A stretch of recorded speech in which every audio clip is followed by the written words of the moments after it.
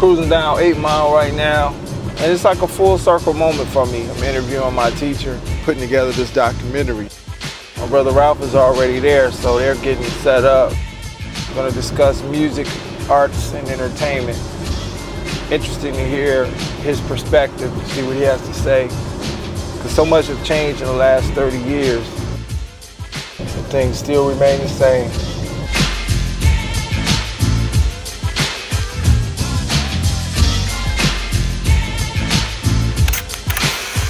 Be true to the game. From all the stars here. Yep. I said that when I met you, remember that? Yeah, I had to shut you up. Yeah, around you right there. Yeah. You know, in the 80s, how did you all change with the shift in music? Because around our time, it was the hip hop era. So here come the 90s. So what was it like teaching music?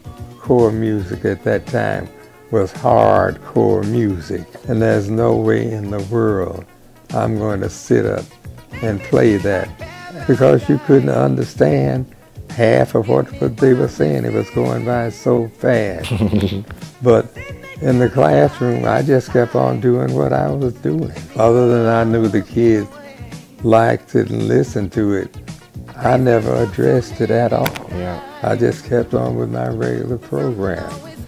So the change in music venue, it never was an issue. I was always production oriented.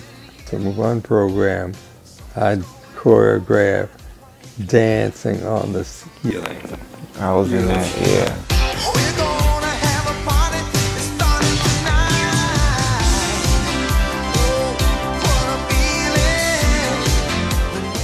You know, I used to walk on my hands and stuff, and you had to... I had these big feet made. Yeah. Yeah. And then you were in that? I was in it. No kidding. And I was kidding. right under you, you know, just watch you direct things. And that kind of translates over into my life now, filming a lot of the concerts backstage. I get that from you, Mr. Williams, because... Well, thank you, sir. I'm at home with these events because I started out at a young age, at 7, 8 years old, walking on my hands with you. Yeah. Yeah. Well, I didn't walk on my hands. I mean, well, you know. Well, I understand. I understand what you're saying.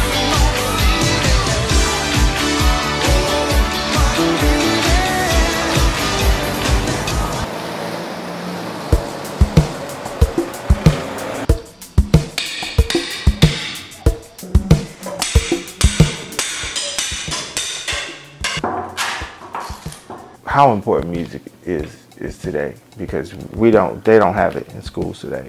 Music is the universal language. The first musical instrument was a drum, a hollow log. They carved it out, you know, so it would make more of a sound. I have had students tell me that, Mr. Williams, the only reason I come to school is because of your class. You see, and there's something that touched the inside of these kids. And when you take away everything that someone might have the possibility of learning, you're stripping them.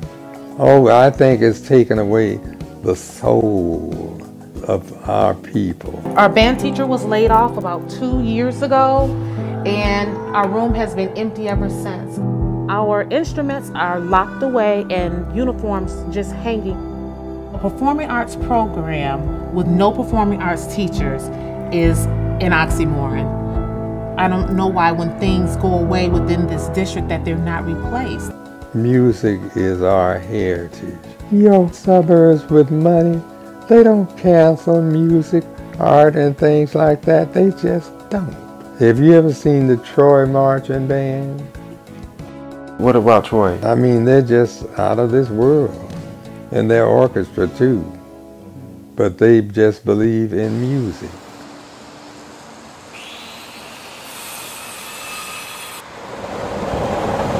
When you look at the effects of music, I take, for example, Michael Jackson. more so than the Detroit Symphony or your world's greatest orchestras or singers or whatever. This man captured the whole universe. When he passed, you saw people in Africa and other countries doing his dance in mass.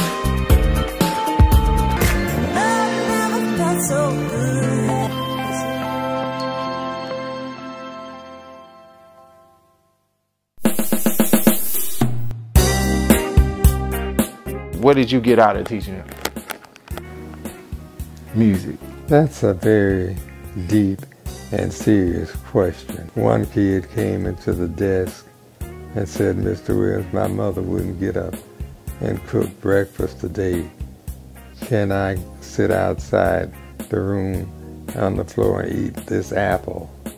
I said, "Sure." What I learned was to appreciate what some of the children had to go through.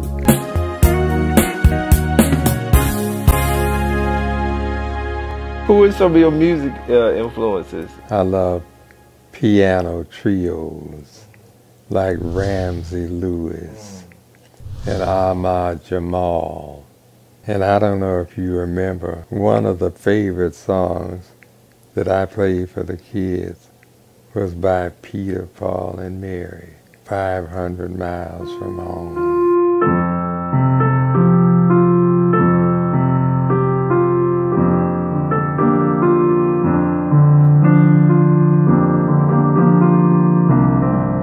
And the kids just loved it.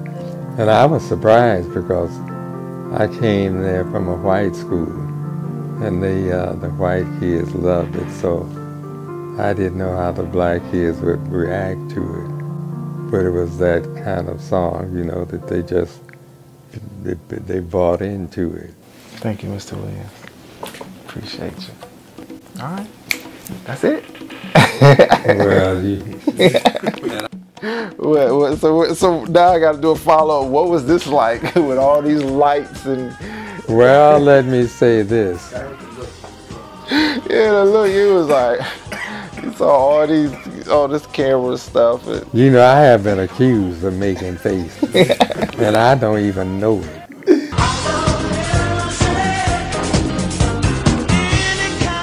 I was more aghast by how excited you were to see me. I never realized the direct influence that I had on so many people, you know what I'm saying?